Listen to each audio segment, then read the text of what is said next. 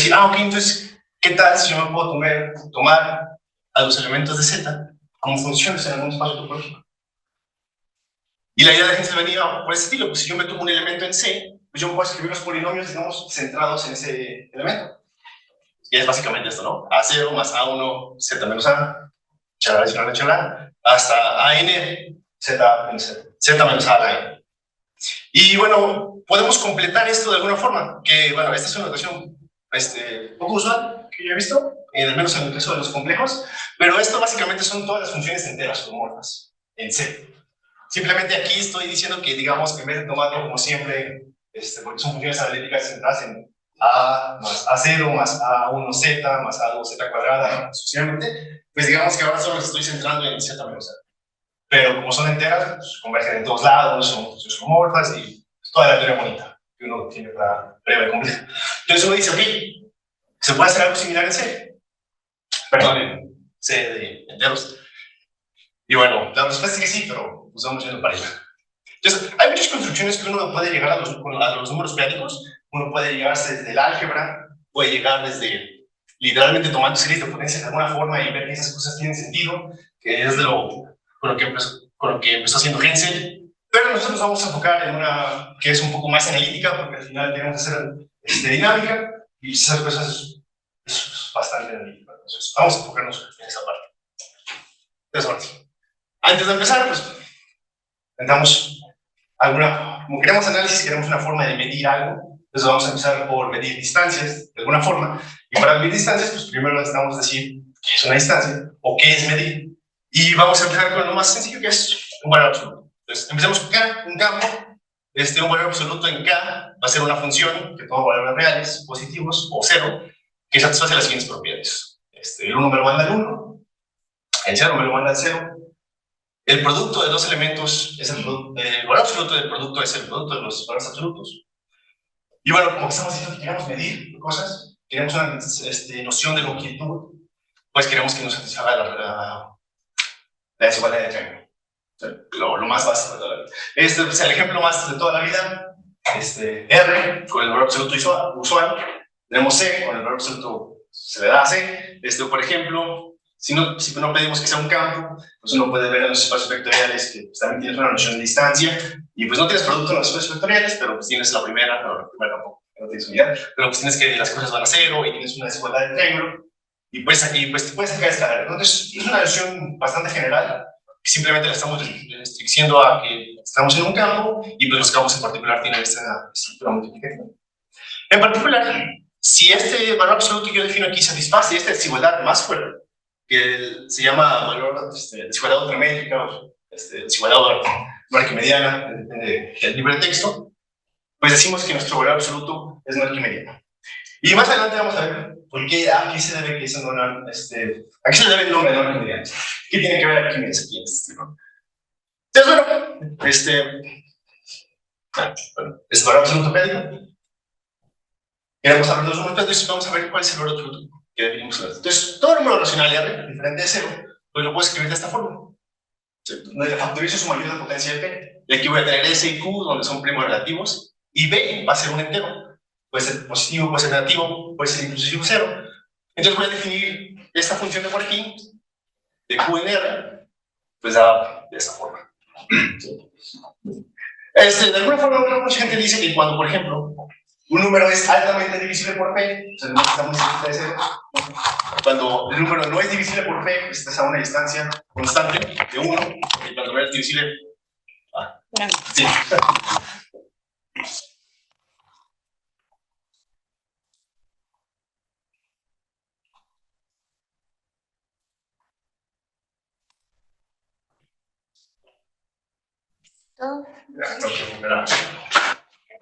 Sí. Uy, ya no se mueve nada.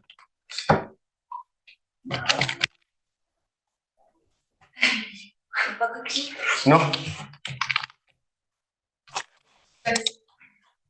No van a alcanzar tampoco.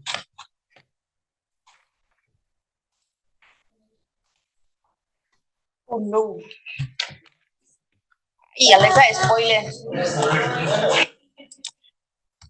Bueno, pues si no me levanto, me vengo para acá. Ya, te doy aquí. Ay, no, qué pena. Bueno, pues ya me muero. Entonces, ¿y dónde estamos? Ajá, ya. Que no tengo la así. Bueno, seguimos con el valor absoluto periódico. Y ahora, pues, lo definimos de esta forma. Cuando un número no es divisible por P, pues ese B que me aparece por ahí va a ser 1. Perdón, va a ser 0, porque no es divisible por P. Entonces, el valor absoluto de todos esos elementos va a ser 1. Cuando el P en el cociente está abajo, digamos, es en el denominador, pues el número va a ser muy grande. Cuando está el numerador, va a ser cada vez más chiquito. Entonces, es la idea. Y pues aquí tenemos los ejemplos. En primer lugar, el valor absoluto de 1 es 1. Para cualquier primo, pues porque ningún primo divide a P. Después tenemos el 10, un valor absoluto 2. 2 a la 1 es la mayor potencia que divide a 10. Entonces, medio, porque me voltea el signo de los exponentes. Después, el 18, en el 3, pues 3 al cuadrado es el mayor exponente que me divide a... Esa es la mayor potencia que me divide a 18. Pues entonces su valor absoluto es 1 noveno, y así sucesivamente, ¿no? Aquí, bueno, vemos que el 10 es el que aparece abajo en el denominador, entonces la potencia de 5, ahí es menos 1, entonces hago otra vez el menos, aparece ahora el 5, y bueno, así sucesivamente, ¿no? Aquí es un error, este es un medio. Y bueno, aquí 4, ni 4 ni 10 es divisible por 3, y no, valor absoluto es el menos. Entonces, bueno, ahí ejercicio. La función definida de esa forma me define un valor absoluto en Q, como lo definimos anteriormente. Pero me satisface esta desigualdad más fuerte. Y eso lo podemos ver intuitivamente, porque bueno, si yo tengo que un número, que si un primo P divide a P, divide a X, y divide a Q, entonces la potencia más grande que puedo factorizar en ese cociente, pues va a ser la del máximo. Pero bueno, pues en las sumas las cosas raras pueden aparecer, entonces, pues por eso es un menor o igual estricto, ¿no? Por ejemplo, si yo me tomo 1 más 1 en 2, pues yo sé que 2 no divide a 1, 2 no divide a 1, pero pues 2 sí divide a 2, entonces esto es un medio. Y pues esto efectivamente sí es menor o igual que el máximo entre 1 y... Y más aún, cuando esta desigualdad es estricta, o sea, cuando hay un número, cuando uno de los dos elementos tiene una potencia B más grande o más chica que la otra, pues puedo garantizar que aquí voy a tener una igualdad. Porque pues voy a tener un número que es divisible por P y un número que no es divisible por P, entonces su suma no va a ser divisible por P. Pues, y bueno, uno se puede empezar a preguntar, ok, ya tengo un valor absoluto en los racionales, al igual que R, era también. ¿Será que este nuevo campo con este valor absoluto es completo? O sea, las asociaciones de campo convergen. Y bueno, la respuesta es no. Pero pues como siempre uno puede decir, bueno, pues tómate la completación. Y la completación se hace exactamente igual que con R. Te tomas asociaciones de Cauchy, clases de equivalencia, te tomas cocientes de por ahí, algo que no voy a ver aquí. Pero pues sepan que este chiste, QP y AQP son los números periódicos. Entonces es la completación de los números racionales respecto a mi valor absoluto periódico. Pero inclusive aquí en este caso tenemos un poco más de estructura que en el caso de los reales. Por ejemplo, los elementos en QP, los números periódicos que tienen un valor absoluto menor o igual que 1, me forman un anillo aquí, que aquí vamos a anotar por los enteros periódicos. Y pues en efecto, el producto, pues es el producto de los elementos, que es menor o igual que 1, el valor absoluto de la suma, que es menor o igual que el máximo, y eso ya sabemos que es menor o igual que 1, pues sí, tenemos producto, tenemos que los enteros son cerrados bajo el producto. Y bueno, les llamamos periódicos, y lo interesante aquí es que este nuevo anillo es es un anillo local, o sea que tiene un único ideal maximal. Entonces cuando uno tiene un único ideal maximal, pues uno dice, pues toma el cociente, y el cociente resulta que es exactamente lo mismo que era antes. O sea que cuando le completé esto, es igual que no completar, porque son los enteros módulo P de toda la vida, son el campo campo con P elementos. Entonces, no aparece. Resulta que cuando divido módulo P, pues en realidad no aparece nada más.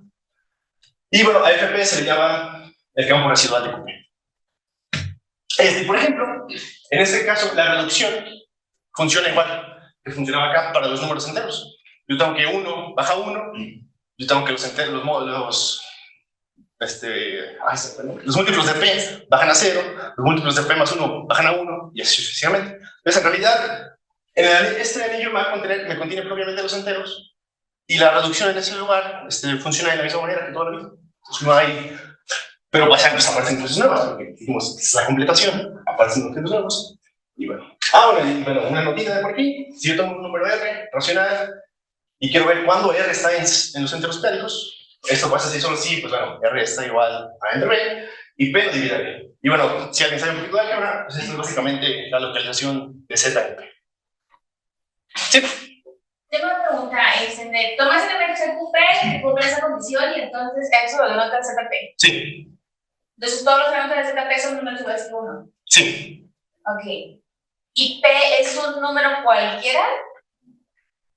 No, pues... Tal vez sí, pero no mucho función. P es un número primo. Bueno, en realidad... puedes definir esto para cualquier número entero. Ok. Pero hay luego problemas. Por ejemplo, no es multiplicativo. ¿Qué es lo que puedo definir? ¿Esa función? Sí, esta función la puedes definir toda la vida. Para cualquier número entero. Ajá. El problema es que no va a ser multiplicativa, porque, por ejemplo, si tomas n, p igual a 6, pues tienes que el valor absoluto de 2 es 1, porque 6 lo divide a 2, y el de 3 es 1, porque 6 lo divide a 3, pero 6 sí divide a 2 por 3, que es 6, entonces se hace más pequeño. Entonces, en realidad esta función sí la puedes definir, simplemente, si no lo dije, simplemente te va a definir un valor absoluto cuando p es primo. Sí, gracias. Cuando es multiplicativo, como que garantizas que no sea degenerado. Bueno, no degenerado porque pues, es característica 0. Siempre. Y bueno, en esta definición, el 0 es el único punto que va al 0. Sí, pero de hecho, puedes hacer muchísimas cosas similares.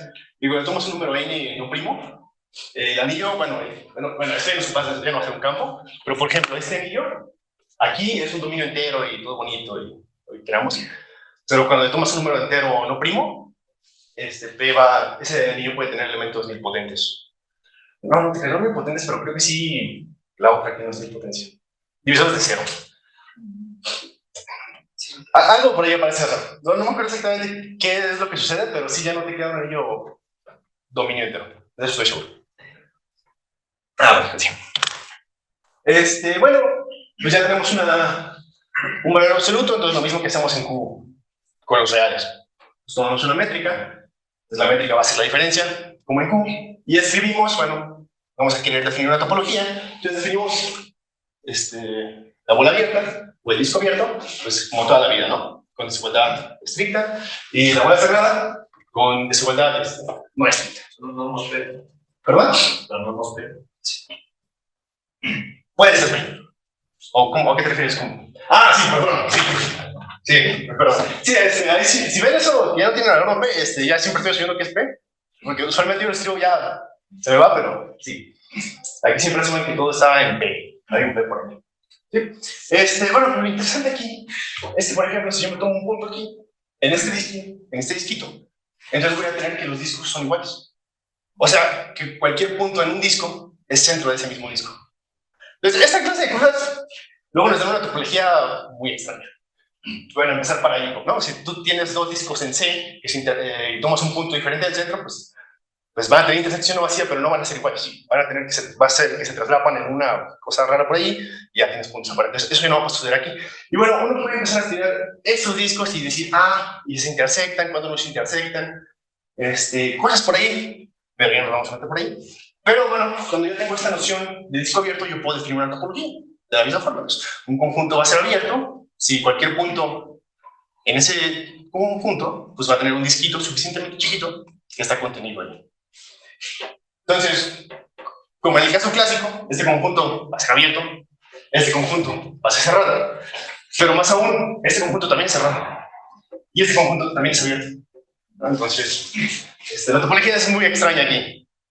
Y eso luego no problemas, pero pues va a dar ciertas patologías que no ocurren en el caso clásico. Y bueno, en particular, vamos a tener un teorema de que K es un campo topológico, y por campo topológico simplemente quiere decir que las operaciones son continuas.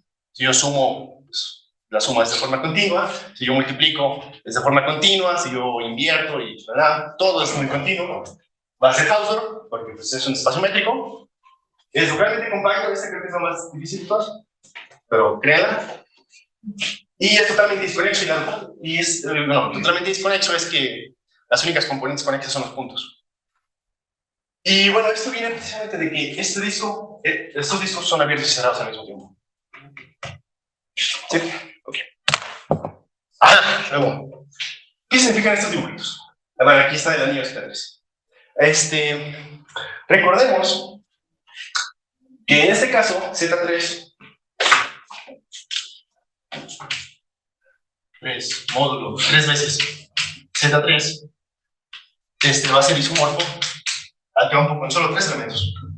Entonces, yo me voy a tener que, por ejemplo, este disquito de por acá, todo este disquito se me va a ir a un solo elemento en la reducción, módulo P, ya sea 0, 1, 2, y este se me va a ir a otra reducción, módulo P, y esta se me va a ir a otra. Entonces, cada uno de estos disquitos se va a ir a clases diferentes, pero yo puedo continuar. Ok, ya tomé Z3, módulo 3, pero ¿qué pasa si yo tomo Z3, módulo 3 al cuadrado, Z3? Pues bueno, ya no va a ser el campo de 3 elementos, pero va a tener 9, crean. Y lo interesante es que ahora estas clasecitas más chiquitas son las que se van a esos 9 elementos. Entonces aquí tengo esta, 5, 7, 8, 9. Pues cada una de estas ramitas, digamos, se me va a ir a cada uno de esos 9 elementos. Y yo puedo seguir, ok, ya no tomo 3 al cuadrado, tomo 3 al cubo. Pues ahora voy a tener esta por aquí, y esta, y así sucesivamente. Yo me puedo ir tomando cada vez más cocientes, y cada uno me va a ir definiendo cada vez una ramita más pequeña. Entonces, esta es una representación del anillo Z3, donde en realidad los elementos son los que están, son las ramitas, más bien son las hojas, digamos, del árbol, y esto simplemente me está diciendo cómo se va dividiendo en disquitos cada vez más pequeños. Y bueno, este es el mismo, pero no sé, feo, no me gusta. Pero es básicamente lo mismo, ¿no? Tengo los 3 disquitos, y cada 3 disquitos, pues tengo otros 3 disquitos, y en cada disquito tengo otra vez 3 disquitos, y así sucesivamente. Bueno, y está que a mí me encanta. Este está en el libro de Kublis, dice, al final viene la referencia, y es otra vez este mismo anillo, pero ahora veo desde, mira, aquí está un elemento, aquí está un centro, aquí está otro centro, acá está otro centro, y bueno, es un poquito más difícil de entender, pero está muy chido, y quería poner. Y bueno, aquí se ve como los elementos que están a una distancia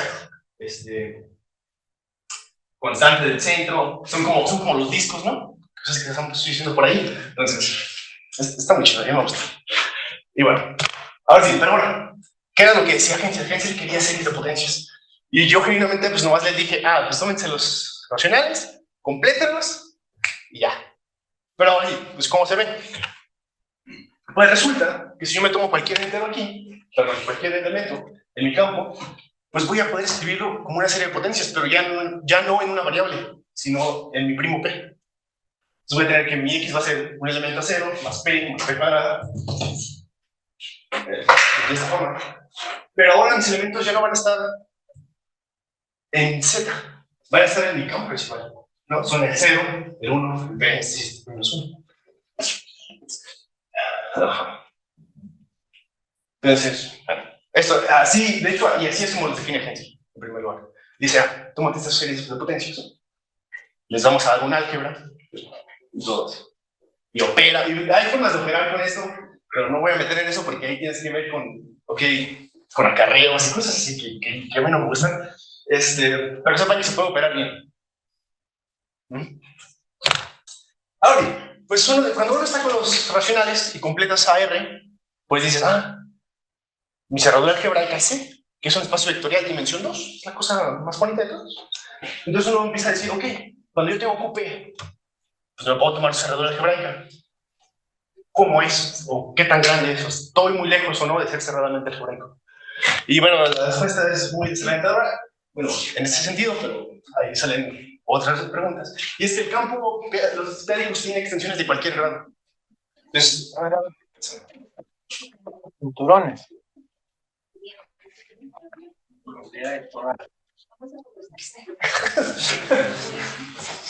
Bueno, pues el campo QP tiene extensiones de cualquier grado. En particular, si yo me tomo su cerradura algebraica, eso va a ser una extensión infinita. Y bueno, pues no sé si alguna vez han llevado a geometría, álgebra lineal, dimensión infinita, pero pues las cosas ya no son tan bonitas como uno lo hace cuando es dimensión finita. Pero bueno, pues hay cosas todavía que se pueden decir. Por ejemplo, el valor absoluto que nosotros tenemos aquí se puede extender a cualquier cerradura, a cualquier extensión algebraica. En particular, se puede extender aquí. Entonces uno se pregunta, ¿será que este campo es completo? Y la respuesta es que no. Este objeto no es completo. Pero bueno, pues lo mismo, decimos, completo. Entonces lo completamos. Y afortunadamente, cuando uno lo completa, cuando completamos una cerradura algebraica de los números esféricos, obtenemos un campo al que llamamos CP, y bueno, ese sí va a ser completo y algebraicamente cerrado. Entonces ya, ok, tengo un campo, lo completé, tomo esa cerradura algebraica, lo volví a completar, pero hasta ahí, ya no voy a obtener nada más grande que eso.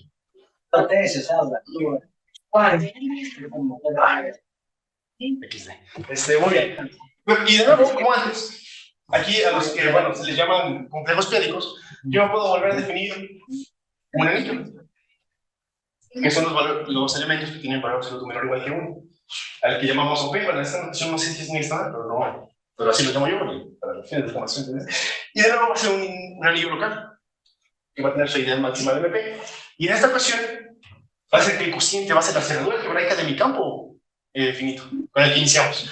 Entonces uno puede empezar a decir, bueno, ¿y qué pasa si yo me tomo extensiones intermedias de por aquí? ¿Será que se ve reflejado por acá? Y cosas de ese estilo. Entonces uno puede empezar a preguntarse, ¿qué sucede en ese lugar?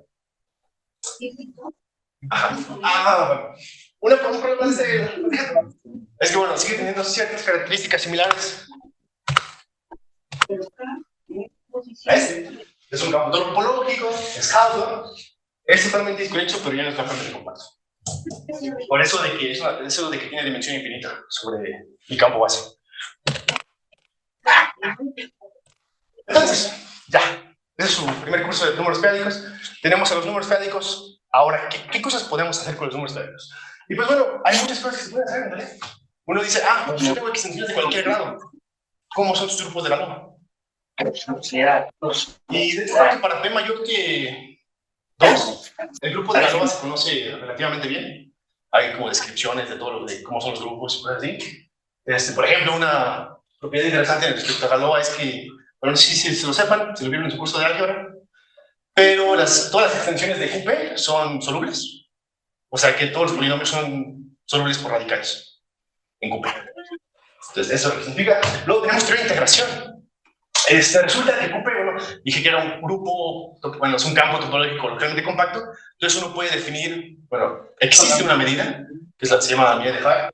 Tú puedes tomar funciones que vayan de QP a los grandes. Y puedes integrar, y puedes hacer un montón de cosas. Puedes tomar cosas del P, no sé, cosas que la gente que hace integración sepa. Puedes hacer geometría algebraica. QP es un campo nuevo, pues tómate variedades sobre ese campo.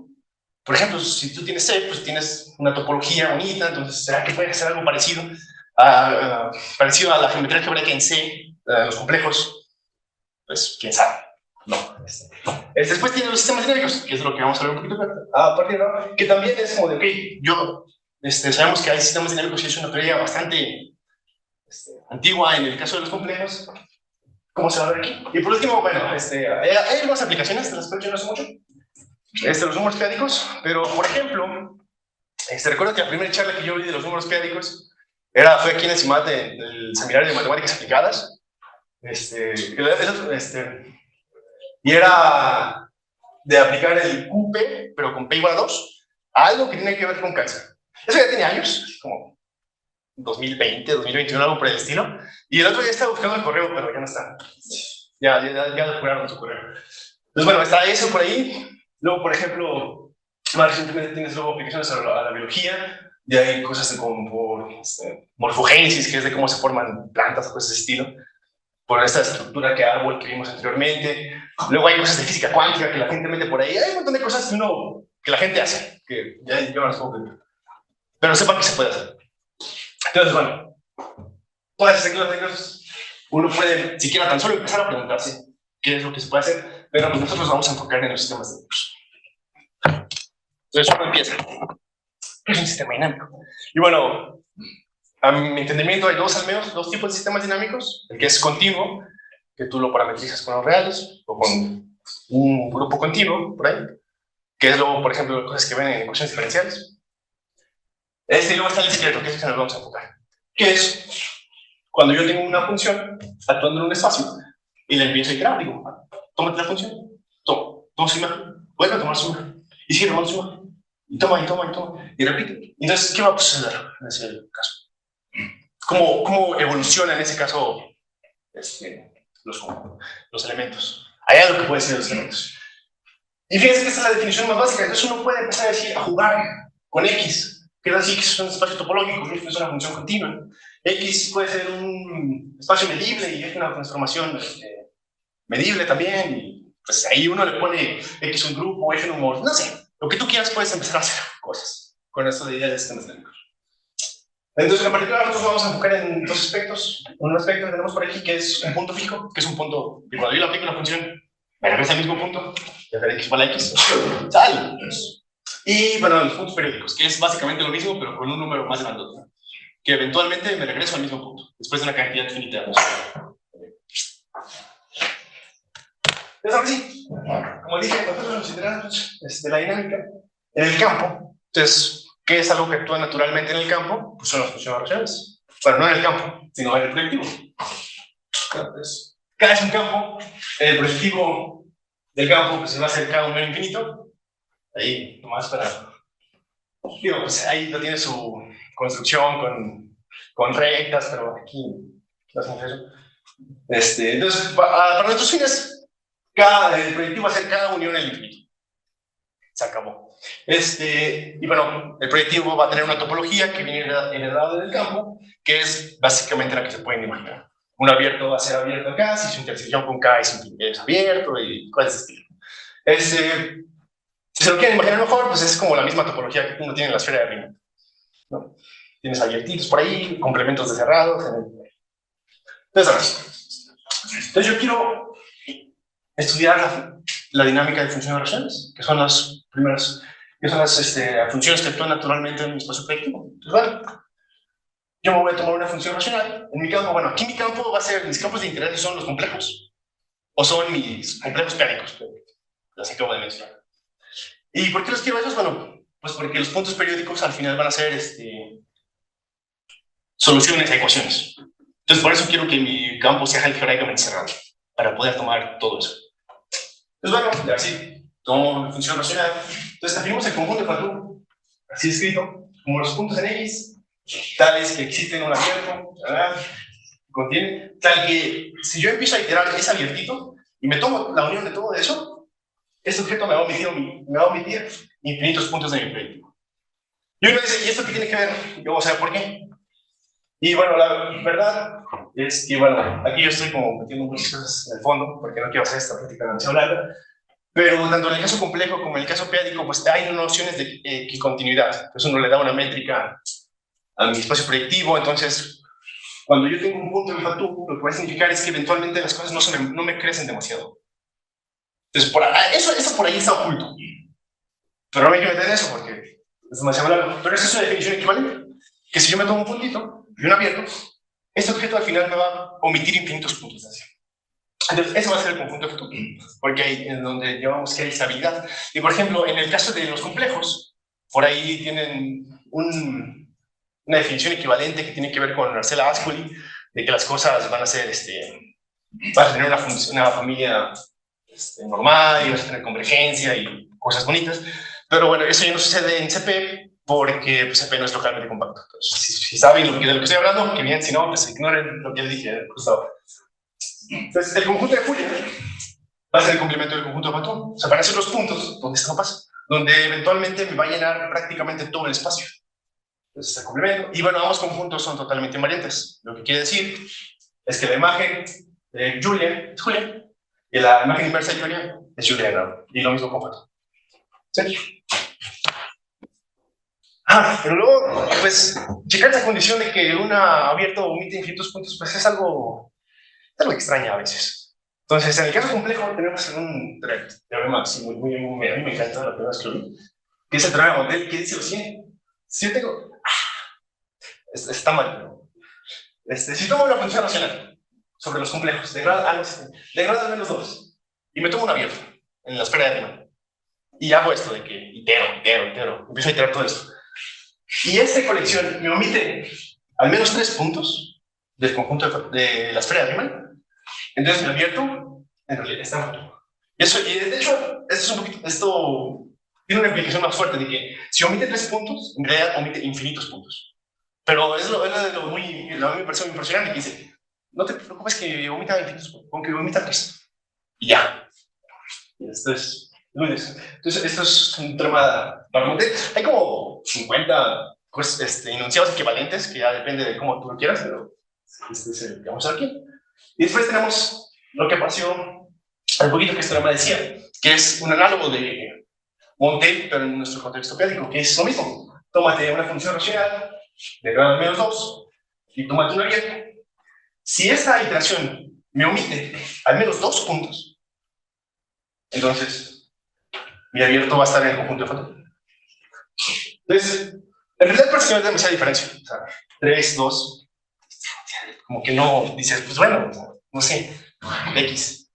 Pero la realidad es que esta clase de cosas es lo que empieza a dar la idea de que sobre los números périodicos, las funciones racionales tienden a ser más estables, sea lo que sea que eso signifique, digamos, ¿no? Va a haber cosas que se comportan aún mejor respecto a iterar funciones. Porque es más fácil, porque uno piensa, pues es más fácil que omites solo 2 puntos que omitas 3. Pues, efectivamente uno tiene esa idea. Y la verdad es que sí va a pasar eso, ¿no? Pues un ejemplito simple.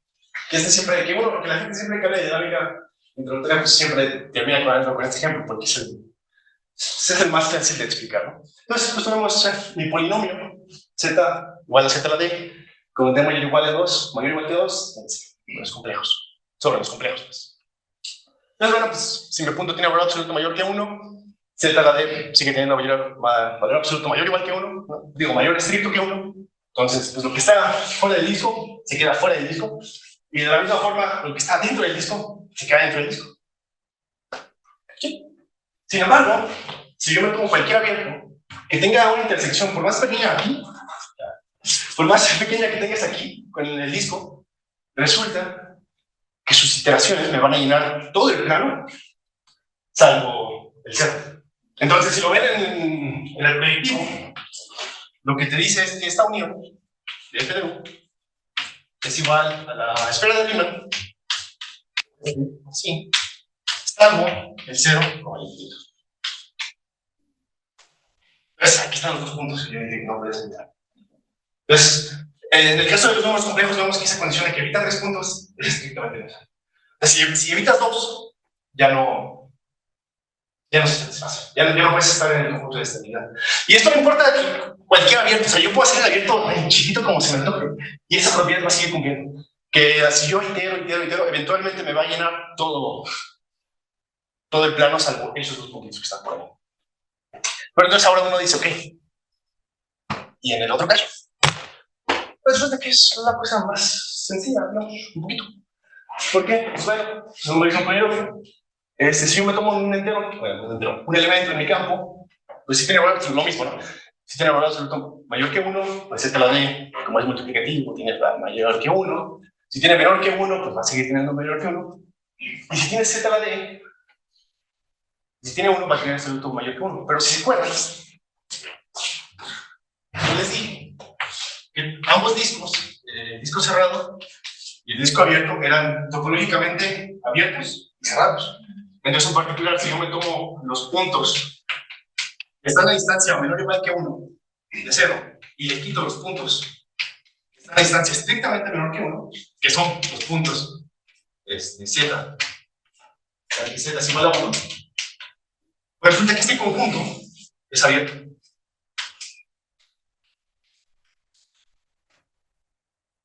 Entonces tengo la condición, tengo un abierto, que es que me contiene todos esos puntos, y es estable. Me va a omitir los puntos que están por arriba, y me omite los puntos que están por abajo. Entonces, ¿qué quiere decir? Que este grupito de por aquí, esos elementos también van a estar en Fatou. ¿Eso qué quiere decir? Pues que Fatou va a ser toda la esfera. Entonces, parece que sí. En realidad, sí hay más parece que sí hay más estabilidad, pero la cosa no termina ahí. Resulta que si yo tengo una función racional sobre los complejos de grado al menos 2, entonces mi conjunto de Julia siempre va a ser no vacío. O sea, yo siempre, si yo tomo la esfera de Riemann, siempre voy a encontrar un puntito donde la dinámica, digamos, explota y me va a llenar todo el plano, toda la esfera de Riemann, prácticamente. Y vamos a tener que eso pase todo lo contrario. Si yo me tomo una función racional sobre mis complejos periódicos, de grado menos 2, mi Fatou siempre va a ser diferente al vacío. Siempre voy a poder encontrar un puntito y un abierto que las cosas se comportan bien, que me va a meter infinitos puntos y que esas cosas van a salir bien. E incluso eso puede ser aún más, la diferencia puede ser más drástica. Por ejemplo, hay funciones racionales definidas sobre los números racionales. Y si yo tengo que una función está definida sobre mis números racionales, pues puedo ver qué hace sobre los complejos, tanto como sobre los periódicos. Y digo, esa función, vista sobre los complejos, va a ser completamente inestable. Lo que quiero decir es que su conjunto de Julia va a ser todo el espacio. Y del otro lado, sobre los periódicos, su conjunto de Fatou va a ser todo el espacio. Entonces, uno empieza a ver que, a pesar de que es la misma función, las métricas hacen que las cosas sean completamente diferentes. Por un lado tienes completa inestabilidad, que no importa en qué punto tomes, siempre vas a terminar llenando. Y por el otro lado, vas a tener que si tomas un puntito, si tomas cualquier punto, siempre va a haber un abierto que se comporte bien. Que vas a tener ahí estabilidad, bonito, las cosas se van a comportar bien. Es bonito. Entonces, como ya les mencioné los puntos periódicos, pues vamos a hablar un poquito sobre qué hacen los puntos periódicos en los números, en la dinámica racional. Y bueno, pues tomamos un punto racional, un punto en el campo, es un punto periódico de periodo n. Aquí cuando digo periodo n es que es el mínimo que hace que las cosas se regresen a su lugar, ¿no? Todas las iteradas anteriores son diferentes. Entonces definimos el multiplicador de z como pues, este elementito igual, que es iteras las veces, tomas la derivada y evalúas un punto. Y vamos a decir que z es atractor, repulsor o indiferente si cualquiera de estas tres desigualdades se cumple, respectivamente. Atractor, repulsor e indiferente. Entonces uno se puede preguntar, ¿será que los nombres sí tienen como sentido? Y la respuesta es que sí. Entonces,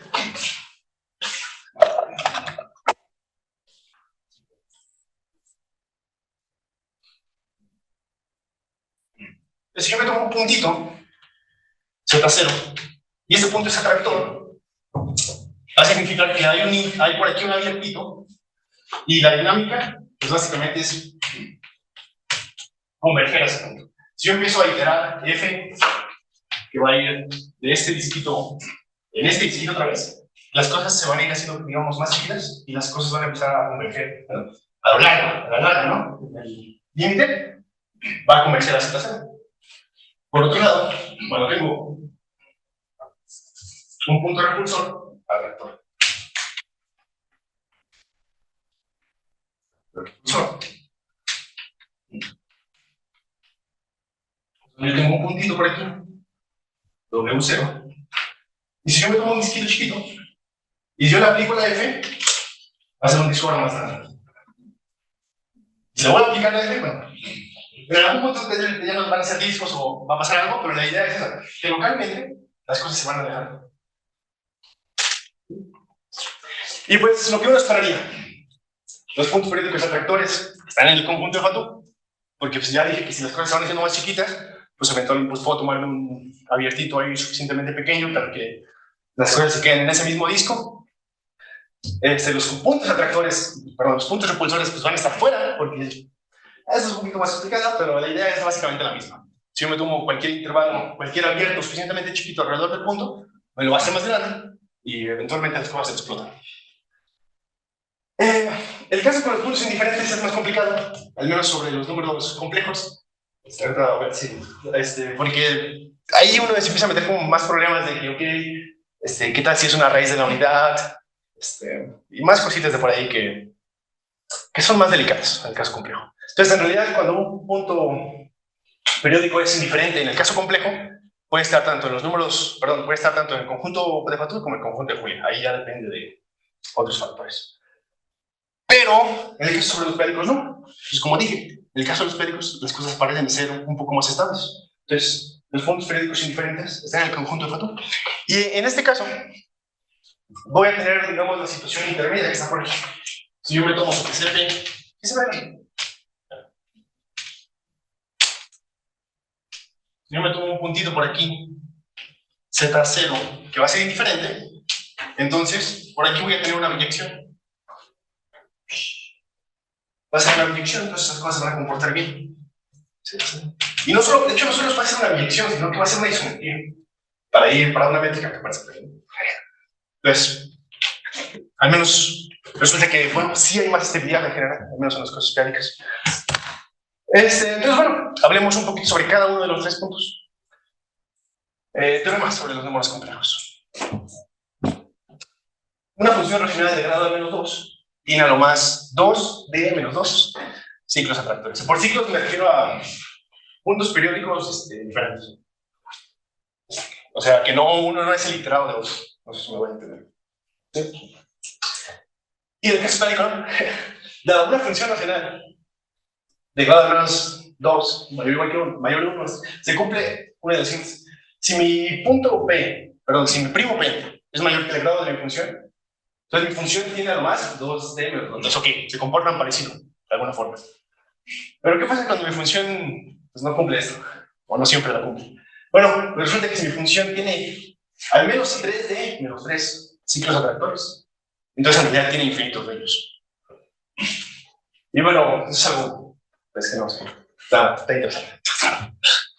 Bueno, entonces es lo que tenemos los puntos atractores. En el caso complejo, pues tenemos cotas, como dijimos, en el caso complejo las cosas tienden a ser un poquito más inestables, pues tiene sentido que tenga cotas para las cosas estables, que es para los casos atractores. Y en el otro caso no. A veces las hay, pero no siempre. Luego, ¿qué pasa con los números, con los puntos periódicos indiferentes?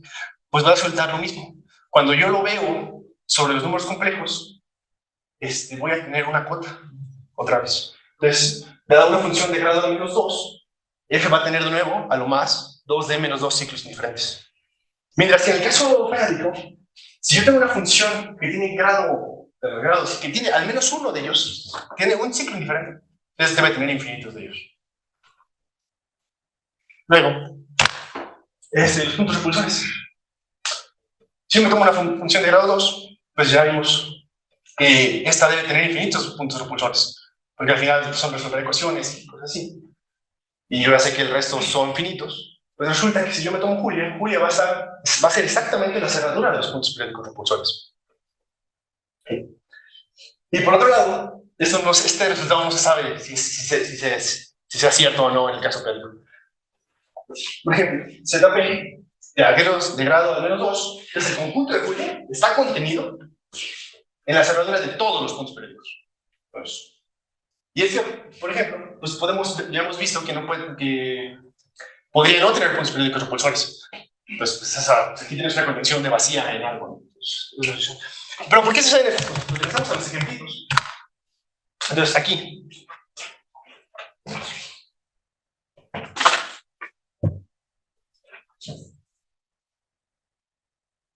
Entonces, les dije que este es el ejemplo como más sencillo de toda la vida. Y es porque en este caso, si yo itero, sé cómo se ve la iteración de las funciones. Z, f de z, evaluada, iterada n veces, va a ser z a la d a la n. Entonces, si yo quiero encontrar cuáles son los puntos periódicos, va a ser f de z a la n menos z igual a z a la d a la n, z a la d a la n menos z, que es z por z de a la n menos 1 menos 1. Entonces, son una raíz de la unidad. Y esto para siempre. Entonces, ¿pero cuál es la derivada de las funciones? Pues la derivada es a la n z es igual a d a la n z a la n menos 1. ¿Cierto? A la d a la n menos 1. ¿Sí? Entonces, bueno, yo ya sé que bueno, el 0 es un punto fijo, 0 a 0, infinito, infinito, pero el resto de puntos periódicos van a ser raíces de la unidad. Y yo sé, bueno, sabe que si yo tomo raíces de la unidad, digamos zn, esta va a tener valor absoluto de la 1. Y esta es porque, bueno, si yo la elevo a la n, es 1. Entonces, puedo sacar raíces, porque son todos números reales. El valor absoluto son números reales positivos. Entonces, si yo evalúo y quiero ver qué clase de punto periódico es, pues tengo que evaluar acá y tengo que tomar el valor absoluto. Entonces, si yo me tomo f a la n, aquí estoy en prima, g, z, z la n. Y yo lo tomo, bueno, voy a escribir c de que estoy tomando el valor absoluto complejo. Pues esto va a ser igual a d a la n, que es mayor que 1. ¿Sí? Porque bueno, aquí pues esto va a tener valor absoluto igual a 1, cuando lo evalúo aquí, y pues el valor absoluto de d a la n es d a la n, que yo sé que estos números complejos es mayor que 1. Entonces todos los puntos periódicos son repulsores en este caso. Y si se fijan, todos los puntos, todas las raíces de la unidad que están por ahí, me llenan todo este circulito. Entonces ahí podemos ver que sí, efectivamente el teorema sí es verdad. Ajá. Porque sí, las raíces de la unidad de esa forma me van a llenar todo el circuito. Sin embargo, ¿qué pasa cuando vemos a esta misma ecuación? Y ahora la vemos sobre Cp, que es f a la n. Bueno, ahora aquí, bueno, esa prima, prima va a ser igual al valor absoluto periódico también.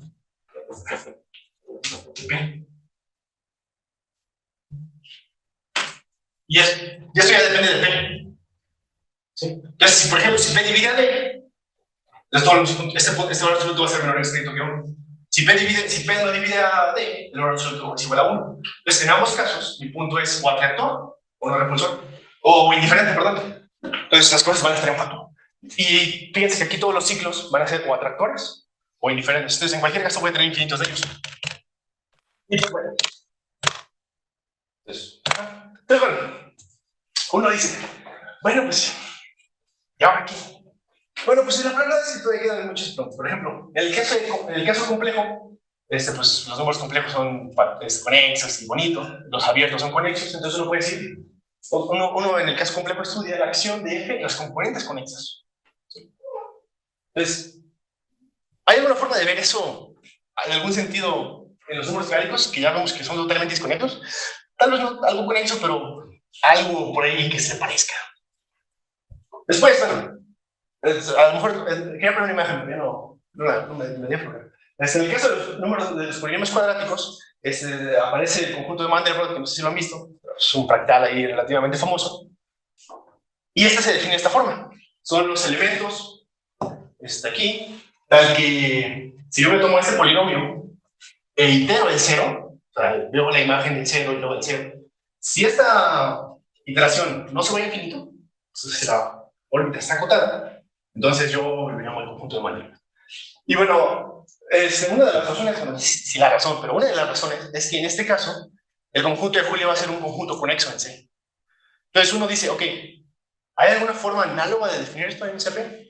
Pero pues ya sé que las cosas no van a ser conexas, salvo que sea un punto. Entonces, ¿será que hay algo por ahí que puedo decir? ¿Habrá una definición? ¿Será que si tomo esta misma definición de que si digo, si el 0 no se va a infinito, las cosas se comportan bien? ¿O hay algo extra? Y bueno, pues más generalmente, si yo me tomo un libro, un teorema que hable sobre la dinámica en números complejos, en primer lugar, ¿será que puedo definir eso, ese objeto de que están hablando sobre C? Y más aún, ¿será que el teorema se cumple o no se cumple sobre C? Y pues ya. Gracias.